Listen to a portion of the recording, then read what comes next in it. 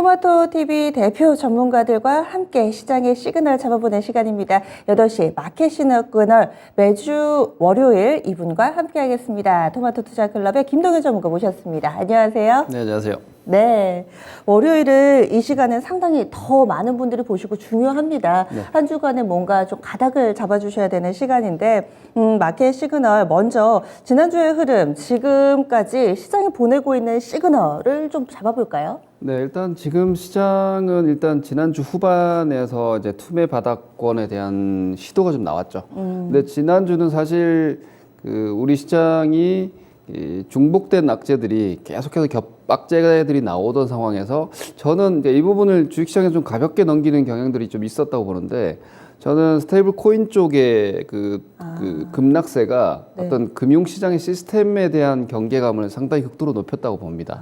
그러니까 미국 시장에서도 사실 CPI 같은 경우에도 뭐 그렇게 부담스럽게 나쁜 정도는 아니었는데 그날 폭락이 나왔잖아요. 네. 근데 그 이유가 그 당일에 우리 시간으로는 목요일이었죠. 그때 이제 그 루나 테라 루나 김치 네. 코인이라고는 얘기하지만 사실상 스테이블 코인 시장에서 3위였기 때문에 네. 그게 이제 나타나면서 실제로 법정 통화 스테이블 코인, 뭐 이건 여러분들이 한번 공부를 한번 해보시고요. 훨씬 더 규모가 큰 테더라는 스테이블 코인도 그 패깅이 깨졌었어요. 그게 사실상 금융시장에 저는 뭐 그동안 인플레이션도 지금 아직도 유효하고 전쟁 상황도 크게 달라지지 않았고 뭐 긴축 역시도 자이언트 스텝 얘기는 좀 들어갔지만 여전히 부담스럽습니다. 악재 해소는 없어요. 그런데 거기에 중복된 그 코인 쪽에서의 주식하시는 분들은 뭐 어차피 코인 안 하시니까 크게 체감 안 되실 수가 있는데 그 시장의 규모 자체가 아주 크기 때문에 혹시 그쪽에서 추가적인 충격이나 혹은 실질적인 뱅크런 상황이 그 코인 쪽이 아니라 월스트리트 쪽으로 번진다라면 이라는 부담감을 분명히 느꼈다고 저는 봅니다. 그런 부분들에서 오히려 금요일 안정화를 좀 보이면서 우리도 그렇고 미국 시장도 급등이 나왔기 때문에 어떻게 보면 지난주 목금요일 코스가 그게 문제가 더 커졌다라면 상당히 심각한 수준으로 번질 수도 있었는데 거기서 오히려 고무줄 아래로 한번 잡아당겨준 이런 양상으로 매물들이, 제가 항상 이렇게 말씀드리죠. 급락은 항상 디레버리징이 나와야 된다. 그러니까 이런 상황들이 우리는 안 됐어요. 우리는 마진콜이 없었지만 미증시나 혹은 일부 부실 코인 혹은 부실 자산들 쪽에서는 그런 어떤 디레버리징 과정이 좀 있었던 걸로 보입니다. 그러면 보통 이런 식의 반등은 하루 만에 끝나진 않거든요. 그래서 저는 이게 추세 바닥, 뭐 진바닥이 나왔다 이렇게 얘기할 상황은 아니에요. 왜냐하면 큰 어젠다인 뭐 인플레이션 상황이나 긴축이나 혹은 경기로 이제 넘어왔죠. 금리가 내려왔기 때문에 그러니까 경기에 대한 걱정 이런 게 해소되지 않은 상황에서는 쉽게 뭐 예전처럼 강세장으로 가거나 이러지는 못할 겁니다. 기본적인 국면은 약세장으로 볼 수 있으나 지난주 후반을 기점으로 강력한 단기적인 반등 시그널은 일단 나왔다. 이렇게 보시면 될 것 같고, 저는 길면 다음 주 정도까지도 가능하다고 봅니다. 뭐 짧게 반등한다면 이번 주 정도, 뭐 주 초반에 우리 시장이 이제 먼저 반등했기 때문에 오늘은 생각보다 강하지 않을 수는 있지만 오히려 주중 좀 더 이어지는 반등 양상으로 좀 전개될 걸로 보이기 때문에 일단 기술적 반등으로 접근을 하시고 이 기술적 반등이 조금 더 연장되는지 여부는 뭐 잠시 뒤에 종목이나 이런 움직임을 좀 보시는 팁을 좀 말씀드리겠습니다. 말씀은 지금 디레버리징 과정이 나와야지 진짜 바닥이다 이야기인 즉슨 결국엔 반대 매매잖아요. 신용 그렇죠. 털어내면서 그동안에 레버리지로 땡겨와서 투자를 했던 물량을 털어내는 과정이 있어야 결국에 진짜 바닥이 나온다라는 말씀이신데 그게 아직 나오지 않았기 때문에 결국에는 기술적인 반등 짧게 봐야 된다라는 말씀이신 거죠? 네, 그런데 이제 미국 쪽에서는 일종의 그런 나왔죠. 네. 흐름들이 나왔어요. 네네. 그래서 사실 이제 이런 거죠. 미국이 반등할 때 우리가 개별로 그렇게 디레버리징 과정까지 나오진 않거든요. 예를 들어서 미국 시장이 이 구간에서 반등폭이 기대보다 좀 더 나오는 상황에서 우리 시장이 그 반등을 좀 덜 쫓아가거나 미국 시장은 뭐 예를 들어서 지난 주말에 나스닥 3.8%대까지 상승이 나왔는데 오늘 뭐 그렇게까지 못 올라갈 거예요. 그러면 이제 그런 식의 실망은 있을지언정 미국 시장이 단기적으로 강한 마진콜까지 만들어 놓고 나오는 반등에서 우리가 막 떨어진다든지 뭐 그럴 가능성은 좀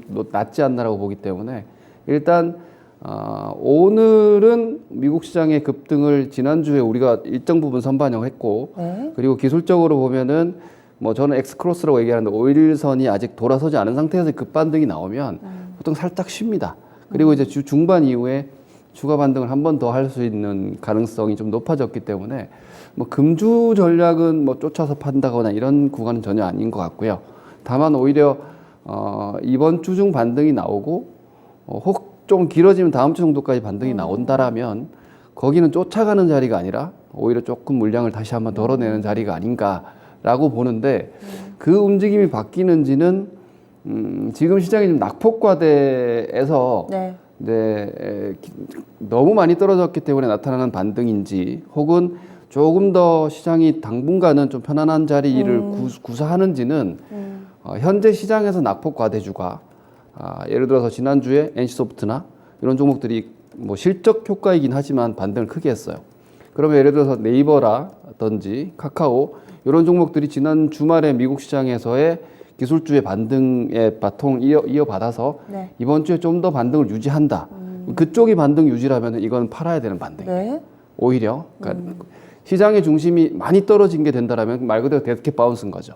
그런데 여기서 흐름이 자동차나 그리고 더군다나 이제 그 인텔 쪽에서의 서버용 CPU를 발표를 이제 계획을 일정 구체적으로 했기 때문에 그 기대감으로 삼성전자, 하이닉스, 현대, 기아차 쪽으로 매기가 만약에 좀 더 강하게 들어간다면 이번 주 다음 주가 아니라 한 달여까지도 시장이 좀 버텨낼 수도 있는 구조이기 때문에 그 부분에 초점을 맞춰야 되는데 제가 그냥 개인적으로 시장 논리로 봐서는 낙폭 과대 쪽에 단기적으로는 좀 더 맞춰지지 않겠냐. 그렇게 된다면은 오히려 현대, 기아차, 삼성전자, 하이닉스 같은 경우는 그냥 옆으로 좀 쉬는 양상.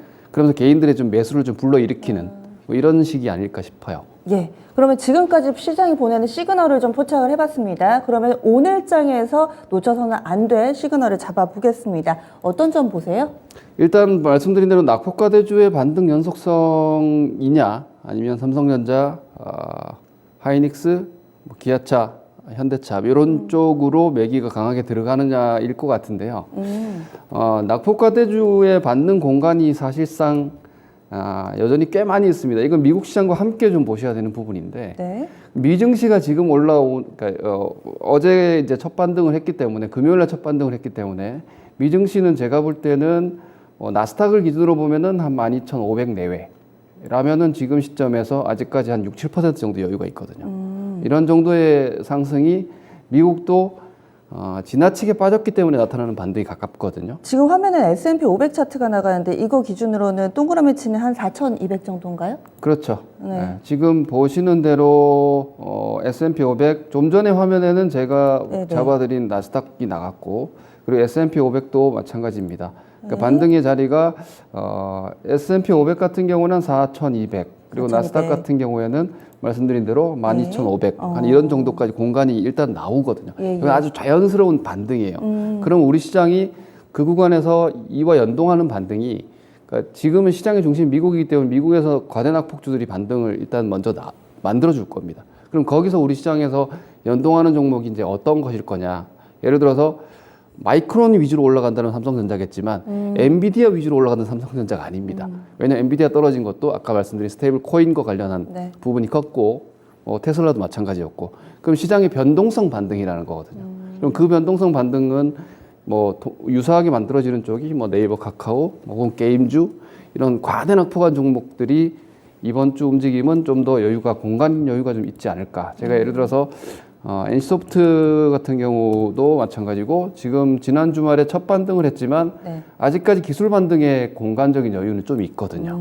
그러니까 이런 자리에서 하루 반등하고 반짝 마무리되지는 않습니다. 한 사나흘 이상이라도 좀 더 진행되는 경우들이 많고 네이버 같은 경우에도 마찬가지입니다. 전반적으로 봤을 때 이런 종목들이 네이버가 지금 주가가 아주 많이 떨어졌죠. 이 역시 마찬가지로 이런 자리에서 반등이 나오면 이렇게 위쪽으로 공간이 좀 더 들어온다는 거죠. 이런 종목들이 반등이 진행이 되는 동안은 시장이 말 그대로 데드캣 바운스의 성격이기 때문에 이런 반등이 나온다고 해서 찐바닥이 나왔다라고 보긴 좀 힘들 것 같습니다. 앞서 말씀드린 대로 좋은 쪽이 강해져야 되는데 가장 약한 종목군들이 올라오는 건 내려왔기 때문이고 좋은 건 지금 상대적으로 자동차나 혹은 IT에 대한 기대감이 좀 들어와야지 우리 시장 전체 분위기를 돌릴 수 있는데 네. 그런 쪽에 자금 집행이 강하게 되지 않는다면 이건 메이저들의 시장에 대한 기대감도 좀 제한적인, 많이 떨어졌기 때문이다 정도로 좀 제한을 두셔야 될 것 같습니다. 네. 그리고 주간에 일정 좀 화면으로 띄워주세요. 일정 보면서 이 가운데서 좀 주목할 만한 부분 있을까요? 한 주 동안의 주간 일정. 네, 일단 금주 같은 경우에는 뭐 재무장관 회의가 18일 현지 시간으로 있고 우리 시장에 목요일 날 반영이 됩니다. 네. 수요일 날 현지에서 있고 목요일 날 국내에 영향을 미치겠지만 네. 이 재무장관 회의에서 뭐 주로 다루는 내용은 우크라이나 러시아 관련한 제재 지속 여부 이런 부분이 될 거, 인플레이션에 대한 얘기가 되겠지만 그냥 뭐 일반적인 얘기일 것 같아요. 뭐 특별하게 얘기 나올 건 없을 것 같고 오히려 주말께 있을 뭐 한미 정상회담에 대한 기대감 이런 부분들에서 아까 제가 말씀드렸던 자동차가 포함이 되고 IT가 포함이 되고 거기에다가 철강 규제에 대한 완화 기대감까지도 있거든요. 이쪽으로 시장이 포커스를 맞춘다면은 다음 주까지 시장을 오히려 끌고 가는 양상이 되는 거고 거기에 대한 시장의 기대감이 크게 유입되지 않는다면 이건 말 그대로 많이 떨어진 데 대한 반응 정도로 마무리이고 그리고 이런 그 한미 정상회담 이후에 나오는 이야기들도 장기적인 롱텀 플레이지 당장의 시장의 분위기 자체를 강력하게 돌리기에는 좀 무리다라고 시장이 판단하는 거죠.